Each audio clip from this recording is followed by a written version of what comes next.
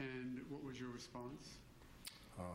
My response was just simply, I didn't tell him that I didn't know. I didn't tell him, no, that wasn't Trayvon. I think the chairs had wheels on them, and I kind of pushed away from the table and just kind of shook my head and said, I can't tell. So your words were, I can't tell. Something to that effect, but I never said, no, that wasn't my son's voice. You heard Officer Serino testify that you said no, correct? Correct. And you heard Officer Singleton also testify that she was about 8 or 10 feet, and she heard you say no, or an indication that you acknowledged it was not Trayvon's voice. Is that correct? Before Officer Singleton even testified, the first time Officer Singleton testified, that was the first time I ever seen her. I had no idea that she was even in the vicinity. Right, you didn't notice her there, correct? No. But you heard her testify that she heard you, correct? Yes, I heard her testify. As you were here today? I heard her testify to that, but I didn't see her in the room. Okay. Did you ever say to anyone, did you ever ask to hear the tape a second time? Not at that moment, no. Did you ever tell anybody that you had listened to a cleaned up version of the tape and were then able to identify the voice on it? What do you mean, cleaned up version? I'm asking you, sir. To my knowledge, the tape that I listened to is the same tape that's circulating. That's the only tape I know of. I have no knowledge of a cleaned up version. Okay. So the question then is, did you ever tell anybody, your attorney or anybody else? I never told anyone that I listened to a cleaned up version of the tape. Okay. Or an enhanced version? I have no knowledge of an enhanced version. Did you ever tell Sabrina Fulton, your ex-wife, that you had listened to the tape at Officer Serino's desk? I hadn't told her, no. Was there any reason why you didn't give her that information? There was a lot of stuff going on. We had just buried our son. A lot of emotions, and you just don't think of every little detail that you've been through.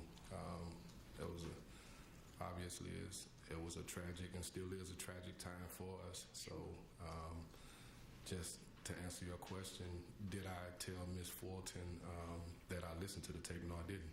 Now, you were at the mayor's office when the tape was played to the entire family, correct? Correct. And you were there as well listening to the tape? Yes. Did you ever take an opportunity to tell Ms. Fulton or any of the other family members before the tape was played what they were going to hear? No, I didn't. Is there any reason why you didn't advise them of that? I'm sure they were aware of what we were doing at the mayor's office, so there was no reason for me to confirm in fact that we were there to listen to the tapes. And was it at that time in the room with everybody else, or what did you say about the tape when you listened to it that time in the mayor's office? What do you mean, what did I say? Did you acknowledge anything about the tape to anybody? After listening to the tape for maybe 20 times, I said I knew that it was Trayvon's voice. I didn't direct that towards any family members. Matter of fact, I think the family members had started leaving out the room. It was too much for them. They couldn't take it. And I just decided to sit there and listen to it. Had you listened to the tape between the time that Officer Serino played it for you on about the 28th of February and about the 16th of March when you heard it in the mayor's office? No, I listened to it in Detective Serino's cubicle and then again in the mayor's office. Okay, no time in between? No. Okay. Have a moment, Your Honor.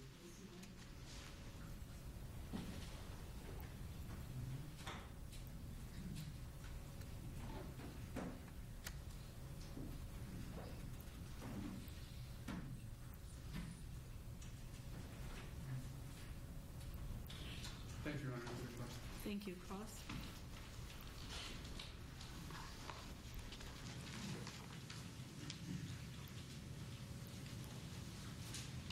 So Martin, even at this time, is it hard for you to believe that your son is not longer living?